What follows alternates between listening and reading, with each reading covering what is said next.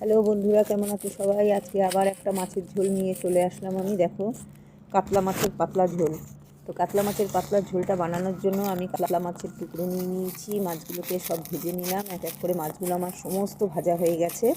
এবার আমি এর মধ্যে তেলের মধ্যে জিরে, তেজপাতা, শুকনো লঙ্কা ফোড়ন দিয়ে আলুগুলোকে ছেড়ে দিলাম। তো আলুগুলোকে ছেড়ে দিয়ে একটু ভাজা ভাজা হয়ে গেলে আমি এর মধ্যে অ্যাড করে দেবো মশলা আমি দিয়েছি আদা, জিরে, শুকনো লঙ্কা, একটু কাঁচা লঙ্কা আর টমেটো একসাথে পেস্ট করে নিয়ে দিয়ে দিলাম। একটু হলুদ দিয়ে নাড়াচাড়া করছি। নাড়াচাড়া একটু দেখো মশলার গন্ধটা ছেড়ে গেলে আমি এর মধ্যে অ্যাড করে দেবো শিমগুলো অ্যাড করে দেওয়ার পরে আমি একটু ভালো করে কষিয়ে নেব। কষানো বেশ ভালো করেই একটু কষাতে হবে যাতে শিমগুলো একটু মজে যায়। মজে গেলে আমি এর মধ্যে এবার অ্যাড করে দেবো জল। দেখো, জলগুলো আমি অ্যাড করে দিয়েছি, সঙ্গে মাছও দিয়ে দেবো।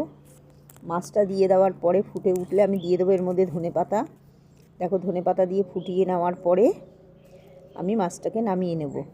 দেখো, আমার মাছের ঝোলটা রেডি। তোমরা কে কোথা থেকে দেখছো কমেন্ট করে জানিও। ভিডিওটা পছন্দ হলে সাবস্ক্রাইব করে দিও। টাটা।